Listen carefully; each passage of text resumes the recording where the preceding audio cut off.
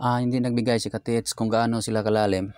Ngunit sa tingin ko dahil sa nakita nilang counter sign ay approaching sila sa 15 feet.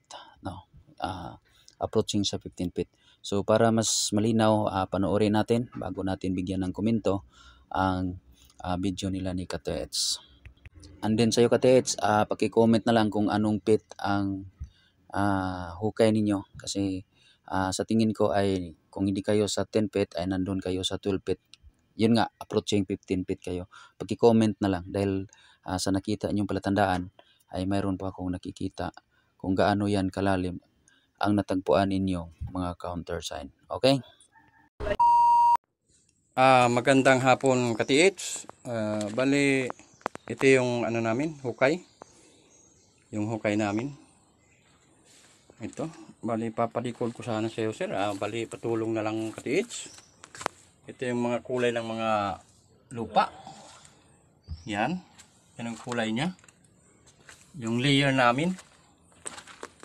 Yan, mga kulay niya. Yan ang kulay ng lupa. Medyo matigas siya pero may kulay. Yung pula siya or kuwan. Yan. Oh. Yan. Yan siya. Ganyan siya, oh. Yan, Kati-H, yan ang kulay ng lupa. Ganyan. Yan, oh. Hanggang pababa. Yan, yan. Yan. Tapos yan, bato na Kati-H. Bato na yan. Diyan, bato, oh, yan, bato. Yun, bato yan, oh, yun. Oh. Bato na yan Kati-H. Yung layer namin, bato na. Yan, oh. Yan, bato na yan. Yan, dyan, bato na. Bato na.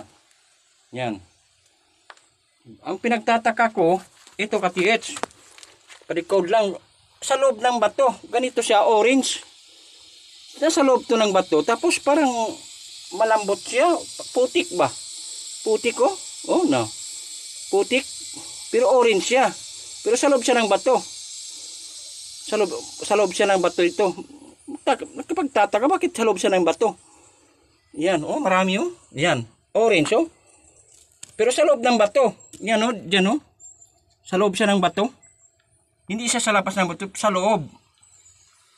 Nahukay sa loob ng bato, ganito. Bakit nandyan siya sa loob? Ito. Nasa loob siya ng bato. Kulay orange. Yan, dito talaga nakuha, dyan. Pero sa loob siya ng bato. Hindi ka pagtataka. Yan, oh. Orange talaga. Oh. Na, malambot yan, oh. Malambot. Tapos malamig. Malambot, malamig. Tapos putik, pero orange. Oh. Na. Orange yan. Hmm? Orange, oh. Yung pagtataka ko. Bakit nasa loob siya ng bato? Oh. Oh. Malambot, oh. Orange yan. Oh, parang food color na orange. Yan. Okay, kumusta po kayong lahat mga Katits? At sa iyo Katits, kumusta? Ito na po yung pang-apat na video Katits na pinasa mo sa akin mula na nag-start kayong maghukay, no? Mula doon sa unang video na linagyan natin ng title na Perfect Hole Markings hanggang mabot yun sa part 5. And then nagpasa ka din ng video mula nang nag-start kayong maghukay sa isa sa dig site na napili ninyo. Isa din sa mga binigay natin na direction. So ngayon ay pang-apat na po na video at ito na po. No? Tulad doon sa nasabi ko sa naunang video Katits na posible na ayang mga pula na nakita ninyo ay isang materialis sa paggamit ng bricks at kapag nakatagpo kayo ng medyo malambot na parang lupa, posible na siya ay clay. At ang kagandahan pa nito mga Katets ay nakita ninyo yan sa loob mismo ng bato. So isa po yan sa pattern, no? The reason why na sabi ng amo ko noon na don't buy scanner, packing scanner, isa yan sa explanation nila na kapag mayroong ganyan, hindi po yan decoy, no? Hindi yan decoy, talagang dinisinyo po yan. Mayroong purpose yan. At yan po ay isa sa magbigay figure doon sa mga aparato na mayroong screen monitor. Na yan po ay isa sa makikita na akala mo ay hanggang dyan lang Pero yan lang pala ay isa lang sa palatandaan. Sa mga lupa, o sabi mo ang lupa ay pulang-pula. Sabi ko nga, baka yan po ay isa sa material na ginamit para makagawa ng bricks, at kapag mayroong malambot katulad niyan, yan po ay clay, no? So, ulitin ko, yan po ay isa sa pinakamagandang palatandaan na kayo po ay nandyan sa right spot. So, huwag nyo nang tigilan, trabahuin nyo nang trabahuin. At yung mga lupa na galing sa loob mismo ng bato, pwede mo yang itabi dahil posibleng linagay lang yan, isang disenyo ng mga Japanese, di ko na lang sasabihin kung ano yung purpose, pero pwede din na unfinished product, tinago nila sa loob ng bato at nagkaganon lang po yung kulay. Alam mo naman na marunong silang magtago talaga. Kung baga ay nakatago na nga, itinatago pa, no? So, alam na ninyo siguro ang ibig kong sabihin, kung baga disguise, no? Marunong sila sa mga ganyan. Ngunit, hindi lang po, kung ano man yan, halimbawa, unfinished product yan, ay hindi lang po yan ang nakadeposit yan. Mayroong finished product sa nakikita ko. Doon pa lang sa first video na pinasa mo, na sabi mo ay mayroon kayong pula na tagpuan sa 5 feet. At dahil doon, ka-TH, mayroon na po akong initial na sukat na pwede kong ibigay sa iyo kung gaano kalalim ang items dyan, no? Alam ko na po, mayroon po kong initial sa sukat, no? Mula 5 feet. So, I think, hindi ko na lang muna sasabihin, no? Mas maganda, trabahuin nyo muna, no? Basta hindi yan gaanong malalim. Di yan katulad ng ibang site na aabot ng 60. Basta, mababa lang yan dito sa 40. Okay, exciting part yan, ka-TH. So, good luck.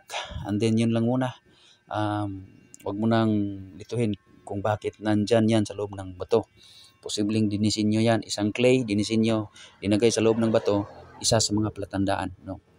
Tinago pa din ang palatandaan. Yan po ay isa. Ito, maganda tong sasabihin ko na lang, isa yan sa tinatawag na hidden treasure marker. So, marker po yan, no? Palatandaan, counter sign, no? At nakatago din. Yun ang sinasabi ko kanina na marunong silang magtago. Nakatago na, itatago pa rin, no? Ngunit, wag mong itapon, bigyan mo ng pansin, baka yan, isa yan sa mga unfinished product. Mayroon din silang disenyo na ganyan. Liquid, melted, at minsan lupang-lupa mo tingnan. So, sana mga ka-TH, nakatulong po ito. At sa akin po, kahit items yan, unfinished product yan, kailangan mong ipagpatuloy dahil sa tingin ko hindi pa kayo umabot sa tamang sukat na initial na nakikita ko dito sa dig site mo. So next time, pag mag-send ka ng video, sana sabihin mo kung gaano na kayo kalalim at nang i-advise ko rin sa inyo na baka lumagpas kayo or di pa naabot yung items dahil di pa kayo lumagpas sa initial na sukat na nasa nakikita ko dyan sa dig site ninyo, no? Pagmula nung nakita niyo yung pula doon sa 5 feet. Okay, yun lang mga ka-TH. Continue digging, update na lang ka-TH kung ano ang mangyayari sa trabaho ninyo. Sana sa next time, samahan mo ng kung gaano nakalalim yung nahukay ninyo. So hanggang dito na lang po. Maraming salamat. Bye-bye and God bless. Ipahabol ko pala, no? Bago po ako umalis, ka-TH, ipahabol ko pala. Nakasalansan yung mga bato. Ingat sa pagbunot ng mga bato na yan. Baka mayroong maliit na buti na mayroong gas na laman at biglang kung may gas mask, gamit ka ng gas mask. And ingat sa poison, no? Mag-gloves kayo, okay? So yun lang po. Maraming salamat. Bye-bye mga ka-TH.